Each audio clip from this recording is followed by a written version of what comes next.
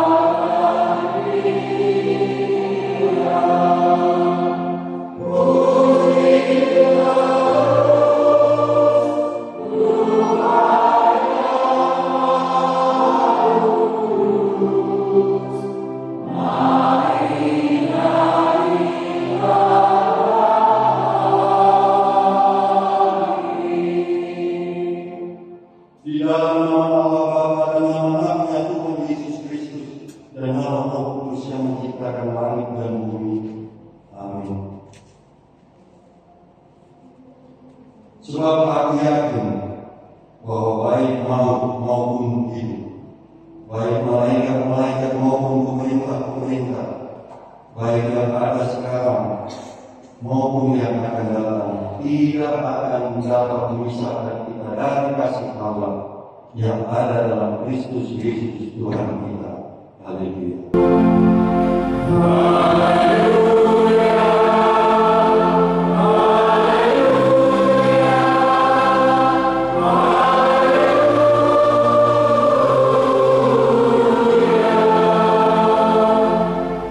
Ya Tuhan Allah Bapa kami, bimbing dan kuatkanlah kami dengan Roh-Mu, agar kami mendengar dan menerima firman-Mu.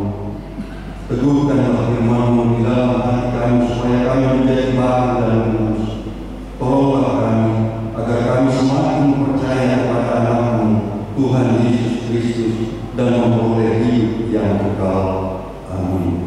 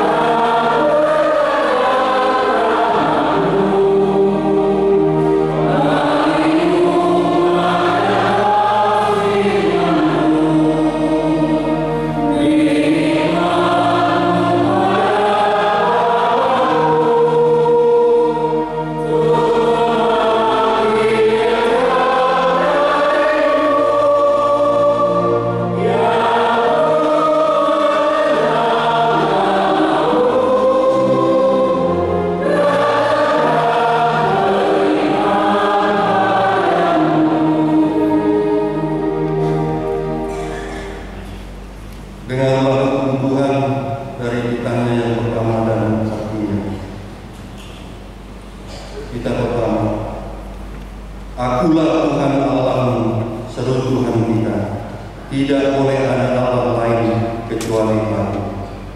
Maksudnya adalah kita harus takut, lebih kasih dan lebih yakin dan percaya terhadap Allah daripada segala-galanya.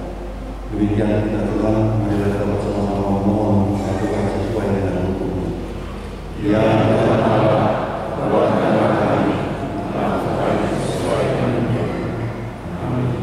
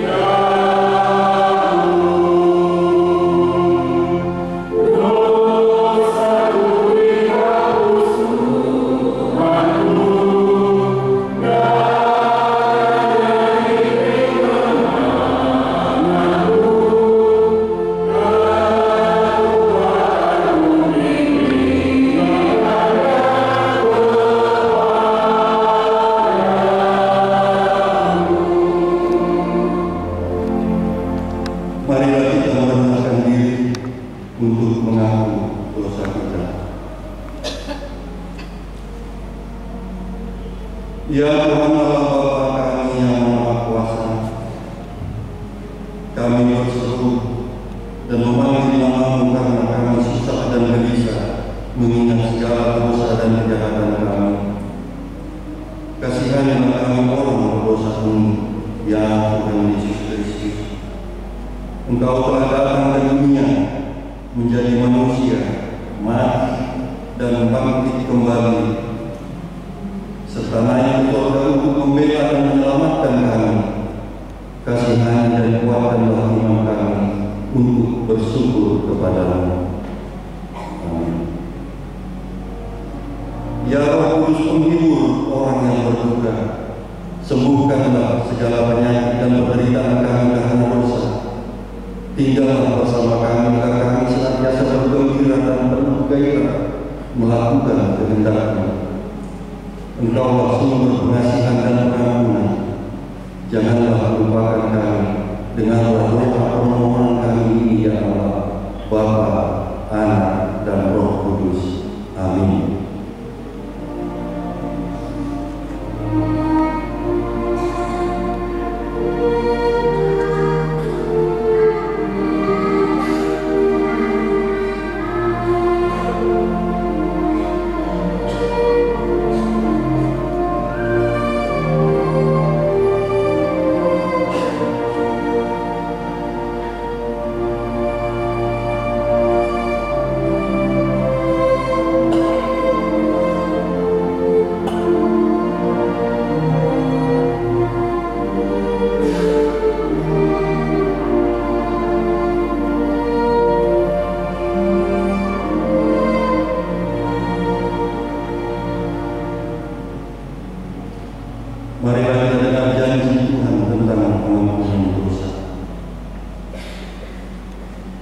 karena semua orang telah berbuat dosa dan telah kehilangan kemuliaan Allah, dan oleh karena kasih karunia yang dibenarkan dengan cuma-cuma karena penebusan dalam Kristus Yesus.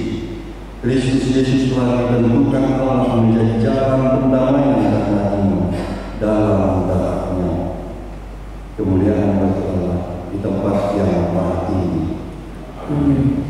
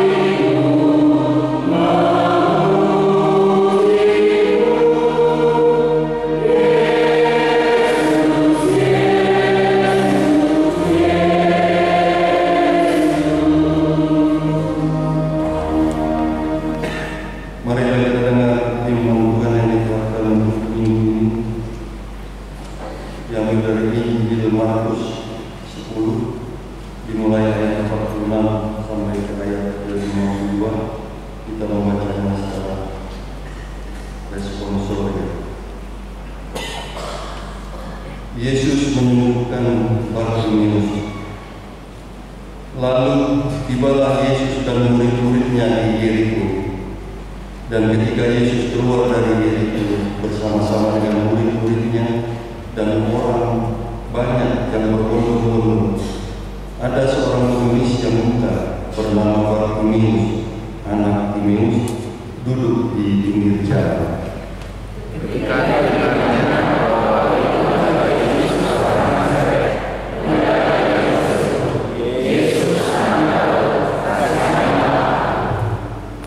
Banyak orang menyuruhnya supaya dia diam, namun semakin keras dia berseru, "Anak Daud, kasihanilah aku."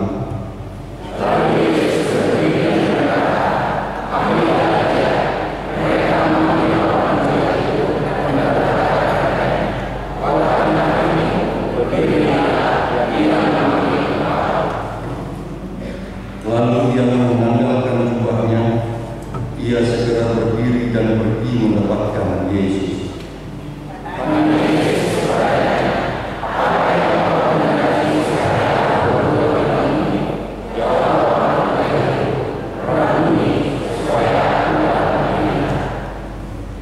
Lalu kata Yesus kepadanya, "Pergilah, imanmu telah menyelamatkan engkau." Pada saat itu juga melihatlah dia, lalu ia mengikuti Yesus dalam perjalanannya. Berbahagialah orang yang mendengar firman Allah serta memeliharanya. Amin.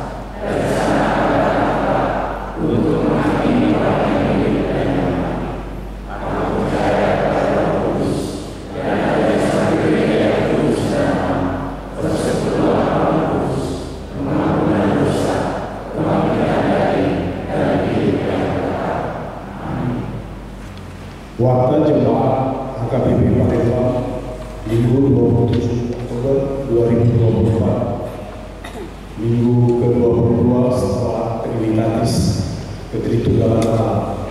Topik Tuhan sanggup melakukan segala sesuatu. Kita buka halaman 4 nomor 8 ulang tahun. Kepada warga jemaat yang berulang tahun kelahiran dan atau pernikahan antara tanggal 21 Oktober sampai dengan 27 Oktober 2024, Majelis HKBP Palembang mengucapkan selamat ulang tahun. Baca dan renungan Ibrani 12 ayat 14. Berusahalah hidup damai dengan semua orang dan kejarlah kekudusan, sebab tanpa kekudusan tidak seorang pun akan melihat Tuhan.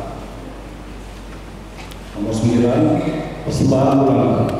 Pada hari Minggu tanggal 3 November 2024, kita akan mengumpulkan persembahan bulanan bulan November 2024 dengan penuh sukacita sesuai dengan berkat Tuhan yang kita terima, dan kiranya Tuhan melimpahkan berkat-Nya kepada kita.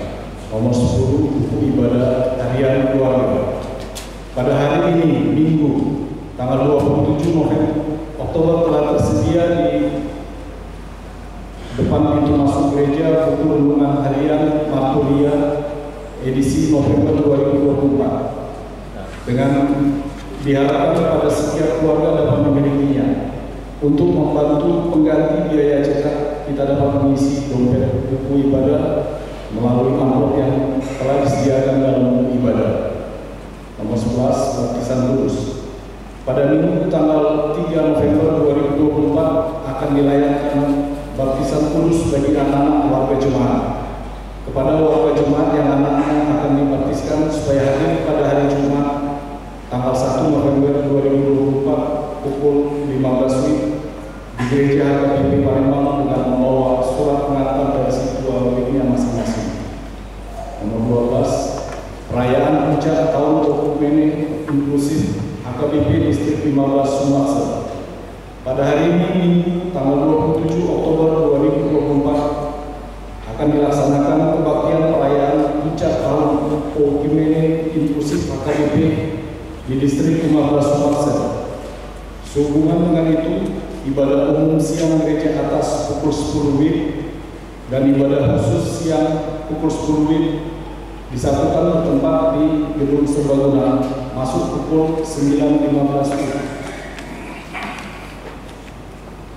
Nomor 20, masa pensiun. Pada hari Minggu tanggal 3 November 2024 di kebaktian siang akan dilaksanakan acara pelepasan memasuki masa pensiun kepada Bapak Siswa Regensian Inambur Pasari dari WIB 22. Majelis dan Jemaat Gereja HKBP Palembang mengucapkan terima kasih kepada beliau beserta keluarga atas pengabdian dan dedikasi yang ditunjukkan selama ini.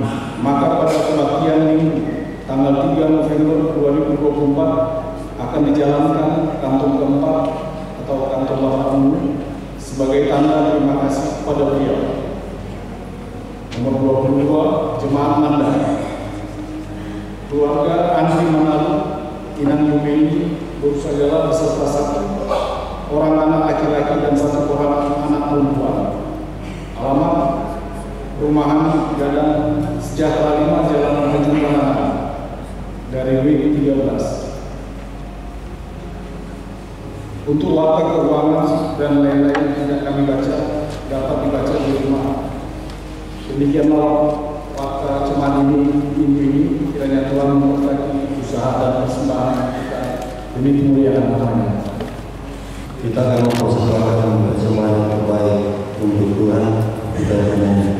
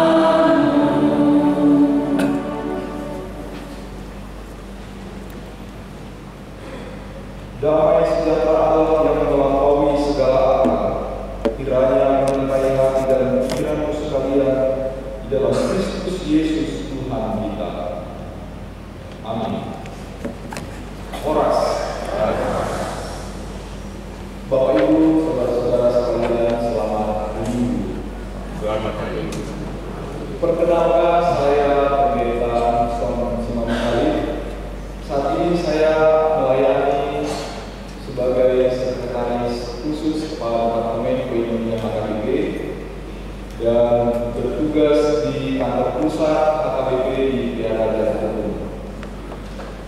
Kesempatan yang berbahagia ini saya ucapkan syukur pada Tuhan karena boleh diberi kesempatan untuk melayani khotbah pada ibadah minggu di gereja kita HKBP Palembang ini. Saya tinggal di sekolah Batu, ibu saya belum harapan, saya sendiri belum menikah. Dan kesempatan ini adalah kesempatan kedua bagi saya dapat melayani khotbah di gereja kita HKBP Palembang ini. Oleh karena itu sekali lagi saya mengucapkan selamat hari Minggu. Selamat hari Minggu. Baiklah Bapak Ibu, saudara-saudari sekalian, marilah kita membuka Alkitab kita. Pembacaan Alkitab pada hari Minggu ini untuk kita tertulis dalam kitab Ayub pasal 42 ayat 1 sampai 6. Saya akan membacanya menurut Alkitab terjemahan baru edisi kedua. Demikian. Lalu jawab Ayub kepada Tuhan, "Aku tahu bahwa Engkau sanggup melakukan segala sesuatu, dan tidak ada rencanamu yang gagal. Engkau bertanya, siapakah dia yang menyelidiki rencanaku tanpa pengetahuan? Itulah sebabnya tanpa pengertian aku telah bercerita tentang hal-hal yang terlalu ajaib bagiku dan yang tidak kuketahui. Firman-Mu, dengarlah, akulah yang akan berfirman. Aku akan menanyai Engkau supaya Engkau memberitahu aku. Hanya dari kata orang saja aku mendengar tentang Engkau. Tetapi sekarang mataku sendiri memandang Engkau. Oleh sebab itu aku mencabut perkataanku, dan dengan menyesal aku duduk dalam debu dan air." Demikian firman Tuhan. Bapak Ibu, saudara-saudara sekalian, apa yang akan kita lakukan ketika kita menyaksikan ada orang yang saleh hidupnya atau baik hidupnya diterpa derita atau duka cita? Apa sikap kita ketika kita melihat ada orang baik yang mengalami banyak musibah? Dan sebaliknya, apa yang akan kita lakukan atau bagaimana kita bersikap pada orang yang kita anggap jahat mengalami sebuah musibah? Biasanya kita akan berkata pada orang yang pertama tadi, "Kasihan sekali ya, dia orang baik, tapi musibah bertubi-tubi datang menghampirinya." Atau kita akan berkata pada orang itu, "Yang sabar ya, Tuhan pasti menguatkan. Tuhan tahu engkau sanggup melalui. Tuhan punya rencana yang baik setelah kejadian ini." Dan kecenderungan kita ketika melihat orang yang dianggap jahat mengalami sebuah musibah, rasakan itu berkat perbuatan jahatmu selama ini. Dia berbuat dosa selama ini. Sekarang dia menerima ganjarannya. Seringkali dalam kehidupan ini kita menyaksikan dua hal ini, dan ini juga yang terjadi dalam hidup Ayub. Kita tahu kisah Ayub ini mulai dari kita sekolah minggu, remaja, sebelum sampai dewasa. Kita sudah pernah mendengarkan kisah Ayub. Kisah Ayub ini sudah bisa menjadi gambaran dalam kehidupan kita sekarang. Ayub itu adalah orang yang saleh. Dia hidup dengan benar di hadapan Tuhan. Dia berkehidupan, dia makmur, dan digambarkan sebagai orang yang turut akan firman Tuhan. Lalu dalam fase kehidupan Ayub ini digambarkan Tuhan mengizinkan pencobaan datang dalam hidupnya sehingga semua hilang, semua lenyap. Dia dihakimi orang-orang terdekatnya. Ada yang mencidirnya, tetapi ada juga yang memuji ketegaran hatinya. Ada yang mengatakan yang dihadapi Ayub itu adalah akibat dosa-dosanya. Tetapi ada juga sahabatnya yang mengatakan bahwa itu adalah cobaan dari Tuhan. Ada tiga hal yang bisa kita lihat dalam kisah Ayub ini. Ayub menunjukkan beberapa sikap dalam hidupnya sebagai hamba Tuhan.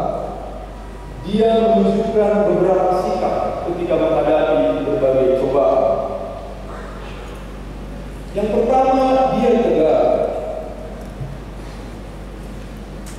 Dia pernah mengatakan pada istrinya, ketika istrinya mulai ragu dengan Ayub, kita sudah menerima yang manis dari Tuhan. Maka ketika kita mengalami hal yang pahit, apakah kita harus meninggalkan masakan hal-hal yang mana saja yang akan kita terima dari Tuhan? Tentu ada hal-hal yang pahit juga. Bapak Ibu, saudara-saudara sekalian, dalam kehidupan ini kita juga pasti pernah mengalami ini. Kita tegar menerima hal-hal yang tidak bisa kita terima dalam hidup ini.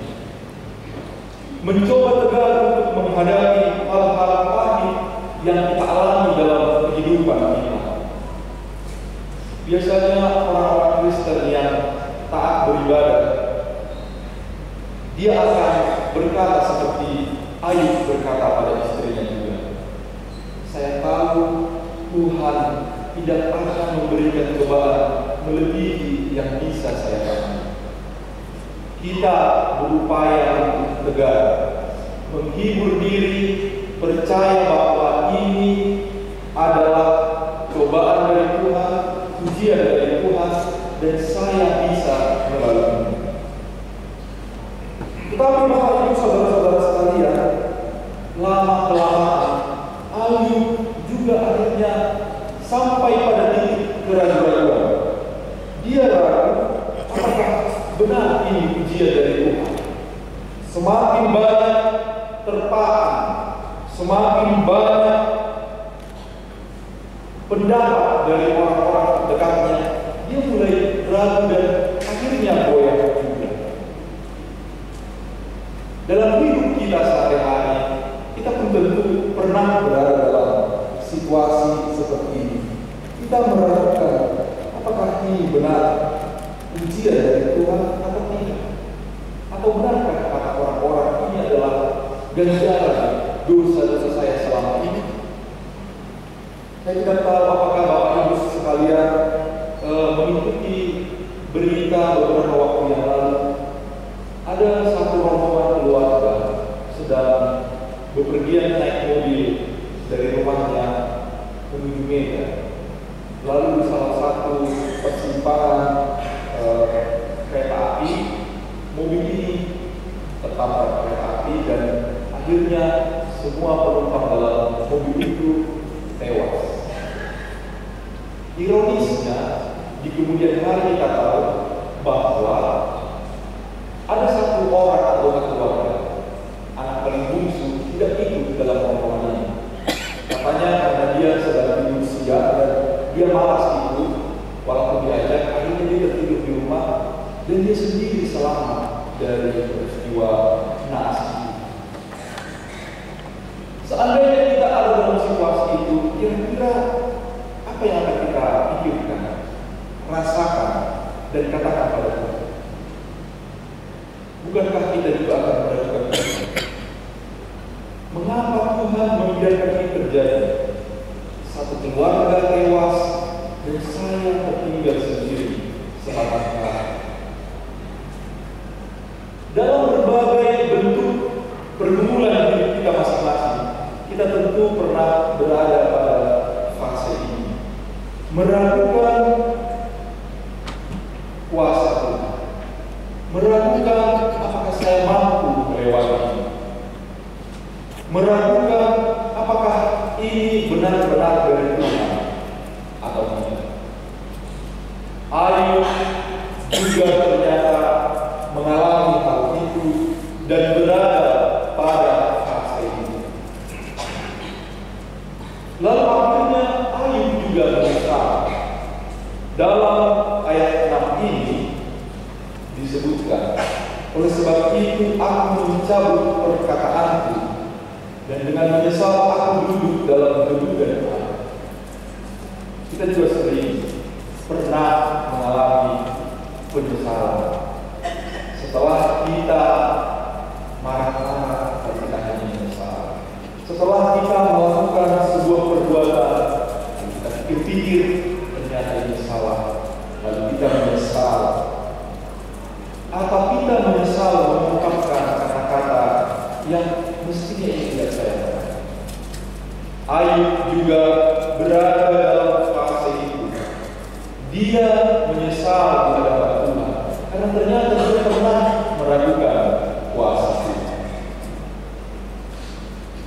Bapak Ibu, saudara-saudara sekalian, dalam minggu ini topik hidup kita dikatakan Tuhan sanggup melakukan segala sesuatu. Apakah kita percaya ini? Percaya Bapak Ibu, saudara-saudara sekalian, Tuhan mampu melakukan segala sesuatu? Amin. Percayakah Bapak Ibu, saudara-saudara sekalian, bahwa segala sesuatu bisa dilakukan Tuhan? Jika kita percaya, mengapa kita bisa berada pada titik di mana kita meragukan Tuhan? Jika kita percaya Tuhan mampu melakukan segala sesuatu, mengapa kita pernah meragukan Tuhan? Seringkali yang menyebabkan itu terjadi adalah karena kita berharap Tuhan melakukannya seperti cara yang kita bayangkan atau kita harapkan. Jadi ketika kita mengharapkan sesuatu, Tuhan akan melakukan itu. Tapi kita bayangkan juga cara Tuhan melakukannya untuk kita. Lalu ketika itu terjadi tidak seperti yang kita harapkan, disitulah kita jatuh ke dalam keraguan. Saya punya pengalaman sekitar tahun 2010 yang lalu, ketika saya masih mahasiswa tingkat akhir, ada sebuah kesempatan untuk berangkat ke Jerman pertukaran mahasiswa. Lalu pihak kampus melakukan seleksi dan sejumlah mahasiswa dipanggil untuk mengikuti seleksi tahap berikutnya. Jadi tahap pertama itu diseleksilah mahasiswa yang punya IPK tertentu, lalu mereka dipanggil untuk mengikuti tes bahasa Inggris, lalu ada tahapan berikutnya. Lalu akhirnya saya tidak lolos pada tahapan akhir untuk dipilih menjadi mahasiswa yang akan diberangkatkan. Waktu itu saya sangat kecewa dan sangat sedih tentunya. Terutama ketika 12 orang akhirnya mahasiswa diberangkatkan berangkat ke Jerman untuk pertukaran mahasiswa selama 2 minggu atau 3 minggu kurang lebih waktu. Lalu kampus memberangkatkan 12 orang mahasiswa ini. Ada banyak mahasiswa di antara kami yang merasa sedih dan merasa gimana ya, nanti mereka pergi ke Jerman, mereka akan posting foto. Waktu itu ada media sosial seperti sekarang, Instagram. Jadi, tapi yang kami bayangkan waktu itu ya, hari mereka yang bisa pergi ke Jerman, di foto-foto punya kenangan di Jerman. Kami merasa sedih. Saya punya sahabat dekat, kami berdua ngobrol ketika hari di mana mereka berangkat. Kita pasti kiri dengan mereka. Lalu kami berdoa waktu itu, kami tidak berdoa supaya kita punya kesempatan yang sama. Tapi teman saya ini bilang, maksudnya kita berdoa supaya kita dapat kesempatan berangkat ke Jerman. Lalu saya katakan, ya kenapa tidak? Maksudmu tahun depan adalah kesempatan ke Jerman. Ini kan kesempatan langka. Jadi bagaimana saya bilang? Lalu teman saya bilang, kita berdoa begini. Tuhan, tentulah 12 orang teman kami yang berangkat hari ini ke Jerman punya perasaan yang sangat bahagia. Berikanlah kami sukacita, kebahagiaan seperti kebahagiaan dan sukacita yang mereka rasakan ini. Entah bagaimana bentuknya, Tuhan berikan. Kira-kira begitulah kalimat doa yang diucapkan sama saya. Lalu hari berganti hari, kami sudah lupa itu, mereka pulang dari Jerman, lalu mereka bahagia dan seterusnya. Sekitar 4 atau 5 tahun kemudian, saya akhirnya menyadari jawaban doa. Waktu itu saya sangat ingin sekali untuk bisa melanjutkan pendidikan ke strata 2, dan saya punya keinginan besar untuk bisa sekolah di Fakultas Arsitektur. Lalu tahun 2015 saya dapat kesempatan memperoleh beasiswa untuk studi lanjut di Fakultas Arsitektur Universitas Yogyakarta Semarang. Pada saat itu saya ingat saya sangat bahagia ketika mendapat beasiswa itu dan diterima di kampus itu. Lalu saya ingat doa kami dengan teman saya tahun 2010 yang lalu. Lalu saya telepon dia, saya katakan, ini ternyata jawaban doa yang pernah kita doakan beberapa tahun lalu. Bahwa sukacita saya ini, saya bayangkan ini juga yang dirasakan teman-teman kita waktu berangkat mereka. Jadi Bapak Ibu saudara-saudara sekalian, Tuhan sanggup melakukan segala sesuatu dengan caranya sendiri, dengan keputusannya sendiri, tidak dengan cara kita. Kita hanya bisa taat dan mempercayainya saja. Manusia terbatas pengetahuan. Kita terbatas pikirannya. Imajinasi kita tentu terbatas juga sampai batas titik tertentu. Itulah sebabnya Paulus dalam kitab Roma 11 ayat 33 berkata, oh sungguh dalamnya hikmat Tuhan, sungguh tak terselang jalan-jalan, sungguh tak terduga. Memang Tuhan itu sanggup melakukan segala sesuatu, tetapi dengan caranya sendiri. Kita tidak bisa meminta Tuhan melakukannya seperti yang kita pikirkan. Kalau demikian, kita akan jatuh pada keraguan apakah Tuhan benar-benar menjawab doa. Apakah Tuhan benar-benar mendengarkan apa yang saya minta. Bapak Ibu saudara-saudara sekalian, oleh karena itu, karena kita terbatas, karena kita manusia ini tidak sanggup menyelami jalan-jalan Tuhan, yang bisa kita lakukan adalah menerimanya, mengimaninya, mempercayainya, dan untuk itulah kita selalu diminta untuk berdoa dalam 3 poin penting dituliskan di halaman 1 yang perlu kita pelajari dan kita sadari adalah bahwa Tuhan berdaulat atas hidup kita, itu benar, seperti yang sudah saya sampaikan tadi. Dan kita harus menyadari bahwa pengetahuan kita sungguh terbatas. Oleh karena itulah kita penting untuk bertobat. Mengapa kita perlu untuk bertobat? Karena itu tadi Bapak Ibu saudara-saudara sekalian, kita sering lupa meragukan Tuhan, kita sering lupa kita bersungut-sungut pada Tuhan dalam berbagai bentuk kalimat-kalimat kita. Dan itu juga lah yang dilakukan oleh Ayub dalam kitab ini. Dia menyesal dan dia mencabut perkataan-perkataan. Setiap hari kita tidak pernah lepas dari dosa.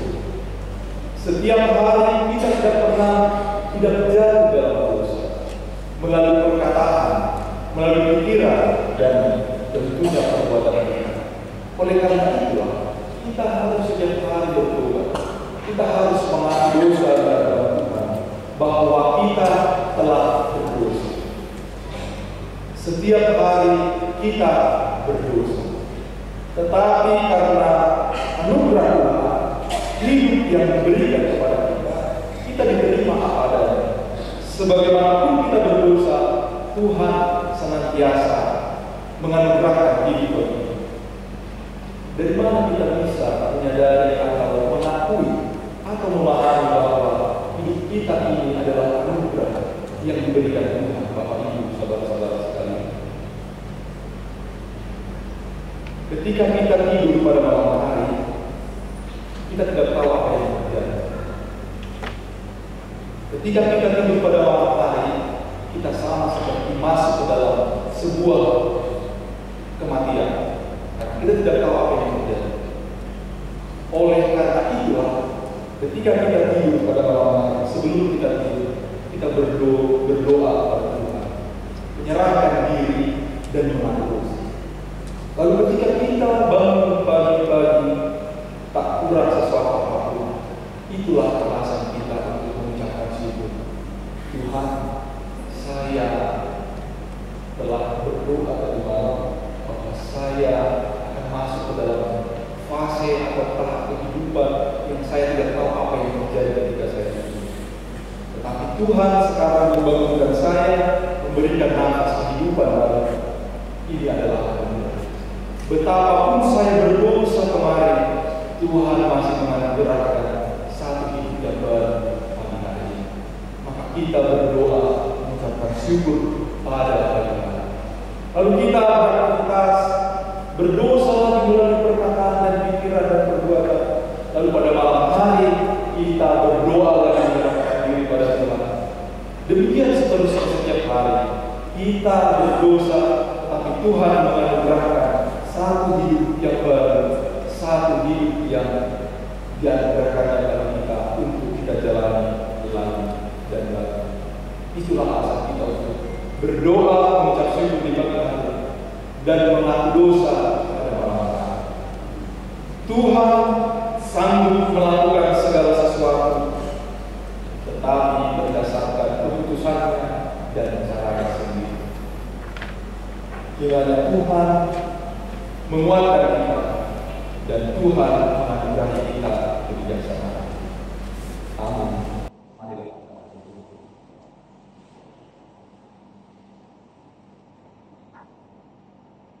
Ya Bapa kami yang di surga, kuasailah seluruh jemaat Kristen dengan Roh Kudus, dan kehendak-Mu senantiasa dinyatakan di dalam persekutuan kami, sesuai dengan firman-Mu. Kuatkanlah iman dari setiap orang percaya, supaya mereka semakin mengerti dan taat kepada firman. Juga mereka semakin mengenal hidup yang datang dalam Allah. Berkatilah seluruh pemerintah kami dan seluruh aparatnya yang memerintah kami. Anugerahilah mereka kebijaksanaan yang datang dari Allah, agar mereka dapat menerapkan aturan-aturan yang baik demi kemuliaan Allah. Berkatilah jemaat gereja AKBP Palembang ini dengan segala pekerjaannya Demikian juga para orang tua, para pemuda dan pemudi, anak-anak dan para lansia. Kasihanilah kami ya Tuhan Allah, janganlah kiranya murka menimpa kehidupan kami.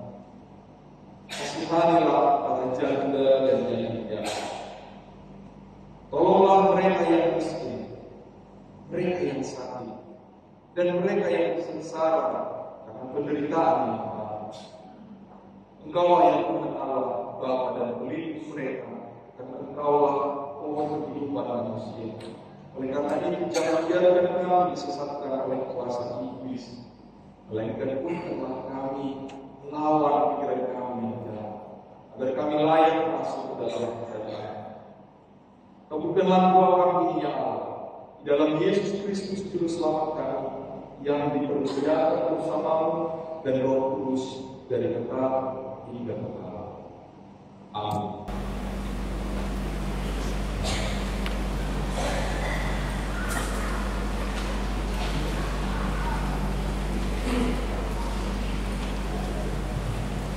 Marilah kita bernyanyi dan mengucapkan bersama.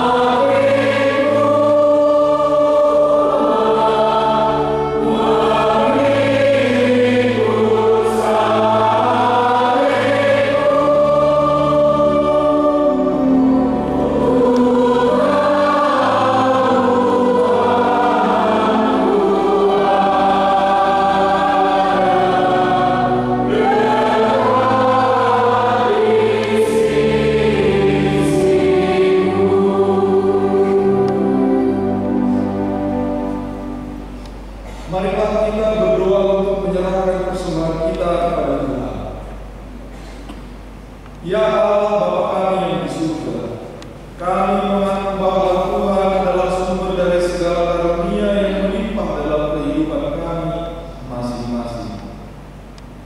Sebagian daripada karunia itu kami serahkan kembali sebagai persembahan kepada Tuhan. Terimalah dan berkatilah persembahan umat-Mu ini, agar dapat kami pergunakan untuk pekerjaan dan pelayanan kerajaan Tuhan di dunia ini. Bukalah hati kami untuk mengenal betapa banyak berkat dan karunia yang kami peroleh dari Tuhan, supaya kami senantiasa bersyukur kepada-Mu di dalam nama Yesus Kristus Tuhan kami. Amin.